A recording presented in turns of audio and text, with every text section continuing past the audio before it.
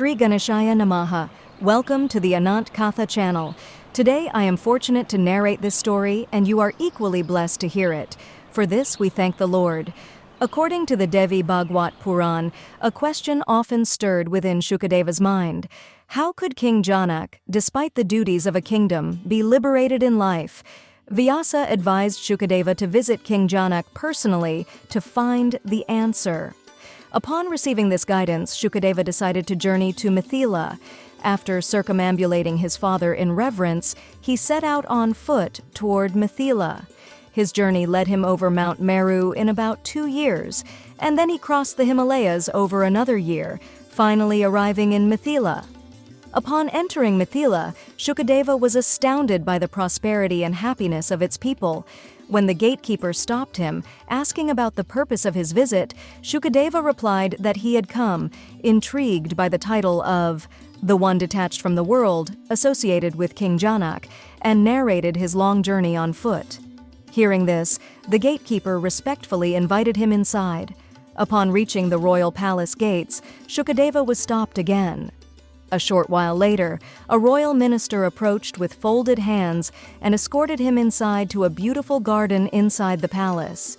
The minister offered a warm welcome to Shukadeva.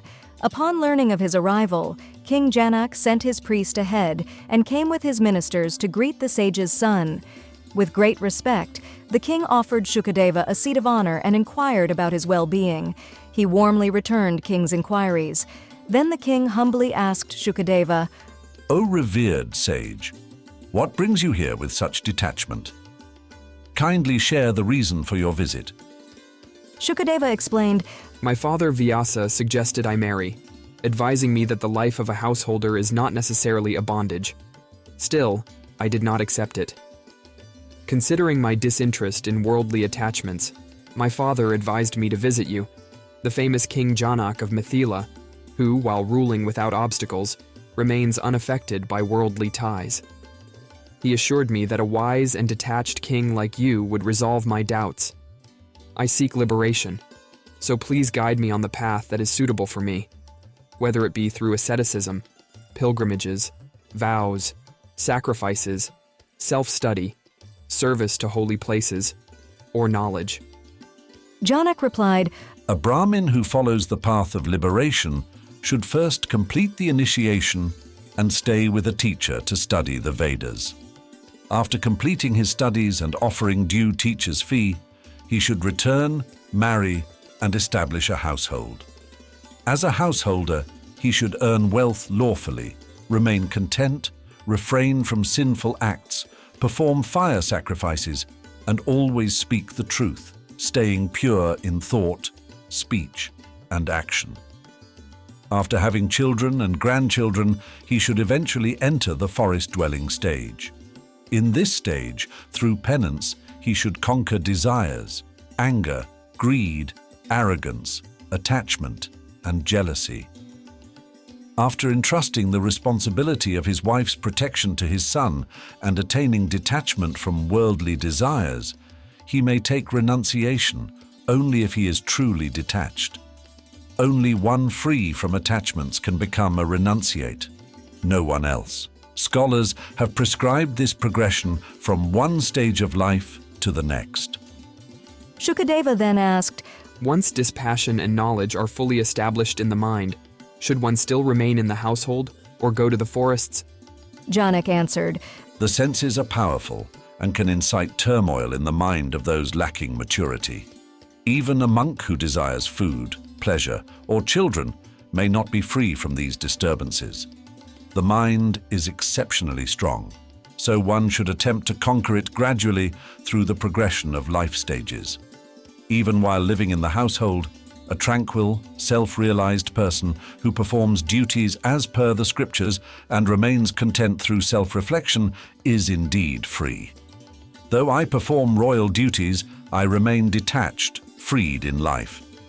The mind alone causes joy and sorrow, and when the mind is pure, everything appears pure. The soul is always pure and free. Bondage and liberation depend on the state of the mind. Shukadeva said, O king, I am still not fully convinced. How can one remain detached amidst worldly illusion? Knowledge of the scriptures alone does not dispel attachment, just as speaking about lighting a lamp does not remove darkness. How can a householder remain free from aversion and attachment? You still desire wealth, the joys of the kingdom, and victories in battles. You differentiate between thieves and ascetics. How can you claim to be liberated?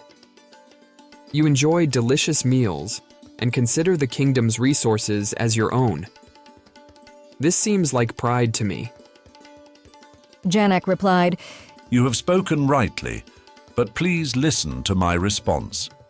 You left your father and sought the forest, yet there too you will be connected to deer, birds, and other creatures, as well as to nature. Earth, water, and other natural elements are everywhere. So how can you be free from attachments? And in the forest, concerns for food and survival will still persist, preventing you from being completely carefree. Similarly, I too am concerned with my kingdom. I eat and sleep in peace because I live with the conviction I am not in bondage. By contrast, you are distressed, believing I am bound. Attachment to one's body causes bondage, while the firm conviction, this is not mine, brings liberation.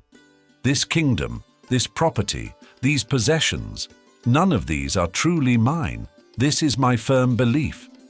Hearing Janak's words, Shukadeva was delighted.